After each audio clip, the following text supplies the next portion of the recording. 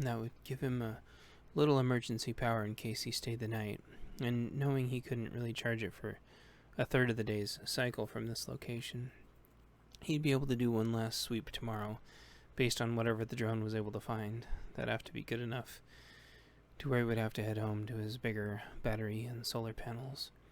The map indicated some coal stores, which would keep him warm for the night. He set out to that first and put some coal in a little coal cache next to his fireplace, and then wiped his hands off and looked at the phone again. There were some icons indicating what he guessed were cave drawings, some pottery, and maybe an old garden or something, so that's where he went next. Rico walked as far as the sun's angle was able to reach in from the sky and then turned on his clip-on flashlight. There were cave drawings everywhere chronicling the entire history of the civilization that lived in these caves. There was a great migration over an ice bridge, apparently. The tribes broke off as they traveled south. Some stayed and learned how to live in the snow. Others learned how to live in the forest. These people learned how to live in caves.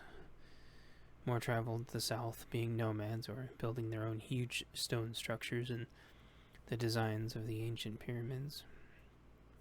Rico followed the ancient picture texts as everything seemed to be going fine for a while and everything was prosperous. They learned how to get water from the ground for hydration and plants and found coal for easy fire making. On the ground, Rico stepped over some ancient coal carvings and scooted them over to a corner where he wouldn't step on them and then continued reading. He was so enthralled that he felt like he had to see this through to the end, and he started focusing on the wall art to see where he left off when the drone whizzed by his head, presumably to go dock again. Rico shrugged and kept reading.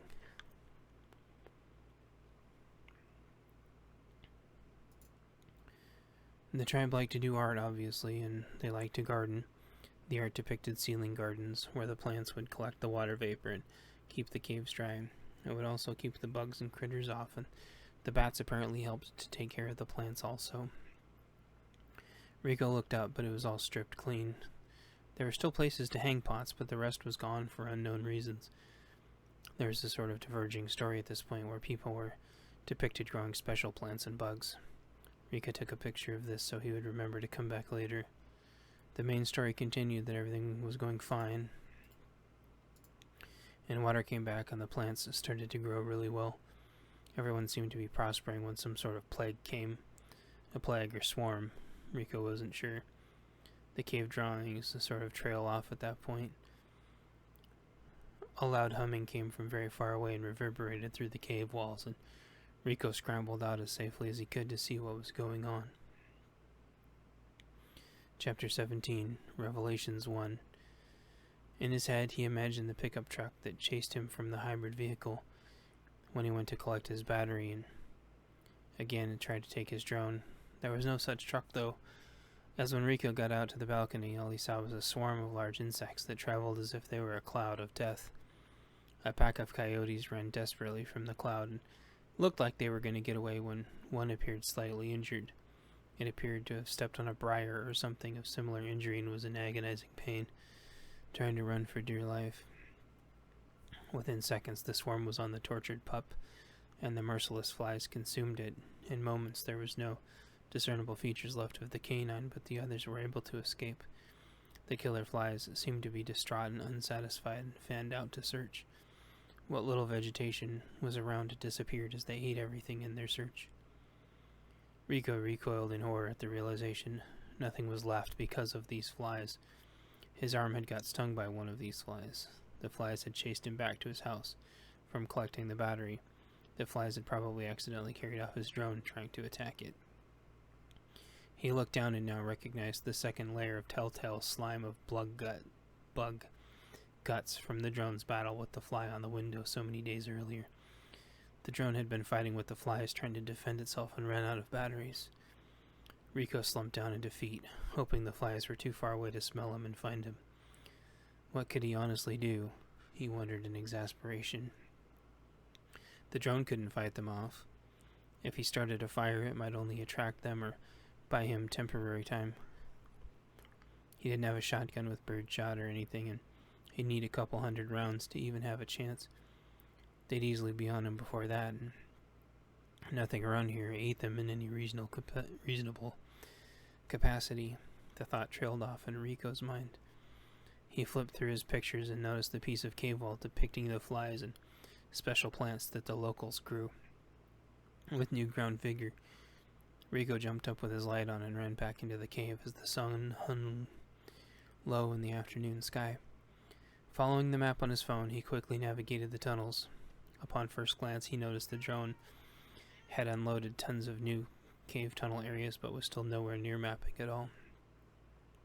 The new estimate was that it would take months to get near 100%. Rico didn't have months, though. He only had days, if not hours. His only hope was that these plants may still exist somehow. He knew, though, that they were not only extremely unlikely that he would find these plants in abundance, but that they even existed at all. It could have been a metaphor, or maybe hope, wish, or prayer, or a dream. He was undeterred, though, and began where he finished off at the side story on the wall. The best Rico could figure out, there was the swarm, and a guy leading the swarm with a bug mask over his face. Rico couldn't figure out if it was a symbol or literal, but kept reading. The tribe rose up to fight the usurper, but he snuck into their cave and destroyed all the plants that protected them. Rico recalled the smashed pottery outside each inlet of the cave. Had there been plants at each entrance protecting them somehow, figuratively or otherwise? Rico would only know if he kept reading. The usurper gathered his loyal followers and attacked the cliff colony at night, destroying the plants. The bugs followed after, eating everyone and the hanging gardens alive. Rico kept reading, but it trailed off there. Another direction the story went into detail about how exactly the flowers in question were grown, and another of how the pots were created. According to the pictographs, it was a special flower with a special seed, which required special dirt and special pots.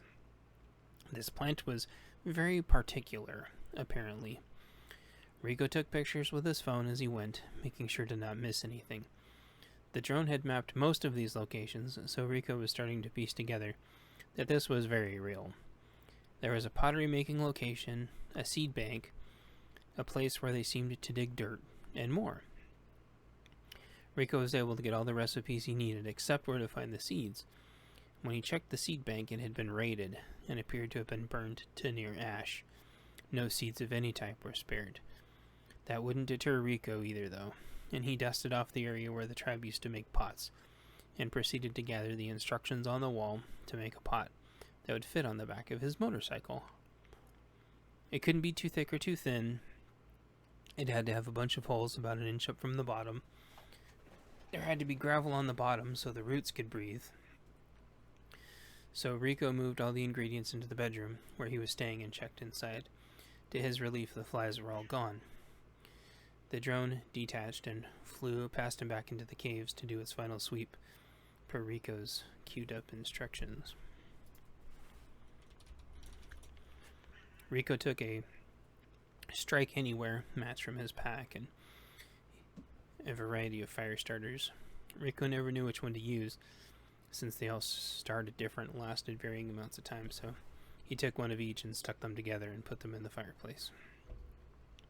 First strike of the match and it snapped in half. Rico sighed under his breath.